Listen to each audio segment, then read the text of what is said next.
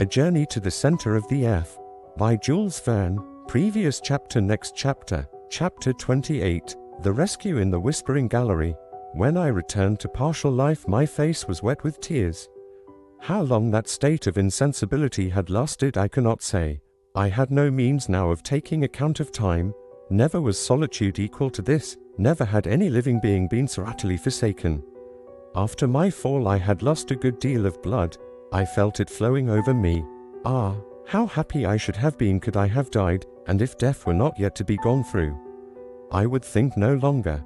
I drove away every idea, and, conquered by my grief, I rolled myself to the foot of the opposite wall. Already I was feeling the approach of another faint, and was hoping for complete annihilation, when a loud noise reached me. It was like the distant rumble of continuous thunder, and I could hear its sounding undulations rolling far away into the remote recesses of the abyss. Whence could this noise proceed? It must be from some phenomenon proceeding in the great depths amidst which I lay helpless. Was it an explosion of gas? Was it the fall of some mighty pillar of the globe? I listened still. I wanted to know if the noise would be repeated. A quarter of an hour passed away. Silence reigned in this gallery. I could not hear even the beating of my heart.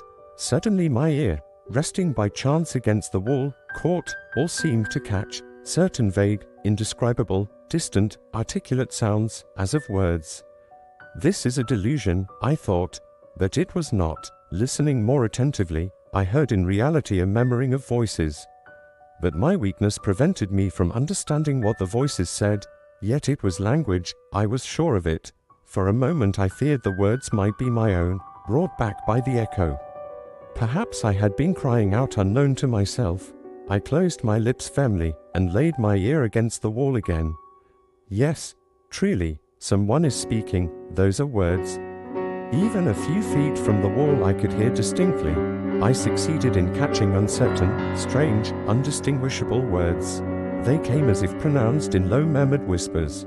The word, forlorn, was several times repeated in a tone of sympathy and sorrow. Help, I cried with all my might. Help. I listened, I watched in the darkness for an answer, a cry, a mere breath of sound, but nothing came. Some minutes passed. A whole world of ideas had opened in my mind. I thought that my weakened voice could never penetrate to my companions. It is they, I repeated. What other men can be 30 leagues underground? I again began to listen. Passing my ear over the wall from one place to another, I found the point where the voices seemed to be best heard. The word, forlorn, again returned, then the rolling of thunder which had roused me from my lethargy. No, I said, no, it is not through such a mass that a voice can be heard. I am surrounded by granite walls, and the loudest explosion could never be heard here. This noise comes along the gallery. There must be here some remarkable exercise of acoustic laws. I listened again, and this time, yes this time, I did distinctly hear my name pronounced across the wide interval. It was my uncle's own voice. He was talking to the guide, and forlorn is a Danish word. Then I understood it all. To make myself heard, I must speak along this wall, which would conduct the sound of my voice just as wire conducts electricity. That there was no time to lose. If my companions moved but a few steps away, the acoustic phenomenon would cease. I therefore approached the wall, and pronounced these words as clearly as possible. Uncle Leidenbrock, I waited with the deepest anxiety. Sound does not travel with great velocity. Even increased density air has no effect upon its rate of traveling, it merely augments its intensity. Seconds, which seemed ages, passed away, and at last these words reached me. Axel, Axel, is it you? Yes, yes, I replied. My boy, where are you? Lost, in the deepest darkness. Where is your lamp? It is out, and the stream disappeared. Axel, Axel, take courage. Wait, I am exhausted. I can't answer. Speak to me. Courage, resumed my uncle. Don't speak. Listen to me. We have looked for you up the gallery and down the gallery. Could not find you. I wept for you, my poor boy. At last, supposing you were still on the Hansback, we fired our guns.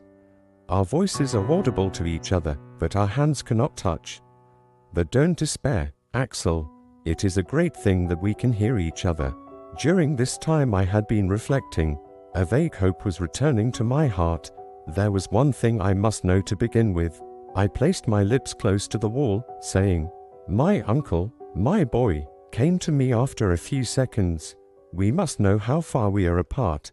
"That is easy. You have your chronometer." "Yes." "Well, take it. Pronounce my name, noting exactly the second when you speak.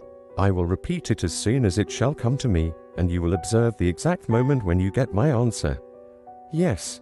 And half the time between my call and your answer will exactly indicate that which my voice will take in coming to you." "Just so, my uncle. Are you ready?" "Yes. Now, attention. I am going to call your name." I put my ear to the wall, and as soon as the name, Axel, came I immediately replied, "Axel," then waited. 40 seconds, said my uncle. 40 seconds between the two words, so the sound takes 20 seconds in coming. Now, at the rate of 1,120 feet in a second, this is 22,400 feet, or 4 miles and a quarter, nearly. 4 miles and a quarter. I murmured, "It will soon be over, Axel. Must I go up or down?" "Down. For this reason, we're in a vast chamber with endless galleries. You'ls must lead into it, for it seems as if all the clefts and fractures of the globe radiated round this vast cavern. So get up, and begin walking. Walk on, drag yourself along, if necessary slide down the steep places, and at the end you will find us ready to receive you. Now begin moving." These words cheered me up.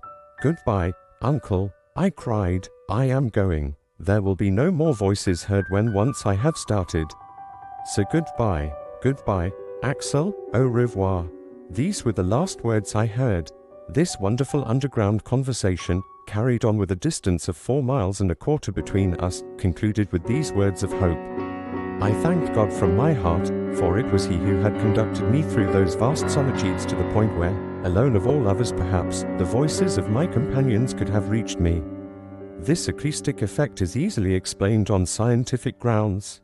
It arose from the concave form of the gallery and the conducting power of the rock. There are many examples of this propagation of sounds which remain unheard in the intermediate space. I remember that a similar phenomenon has been observed in many places, amongst others on the internal surface of the gallery of the Dome of St. Paul's in London, and especially in the midst of the curious caverns among the quarries near Syracuse, the most wonderful of which is called Dionysiosia. These remembrances came into my mind, and I clearly saw that since my uncle's voice really reached me, there could be no obstacle between us. Following the direction by which the sound came, of course I should arrive in his presence, if my strength did not fail me. I therefore rose. I rather dragged myself than walked. The slope was rapid, and I slid down. Seeing the swiftness of the descent increased horribly, and threatened to become a fall. I no longer had the strength to stop myself. Suddenly there was no ground under me. I felt myself revolving in air, striking and rebounding against the craggy projections of a vertical gallery, quite a well. My head struck against a sharp corner of the rock, and I became unconscious.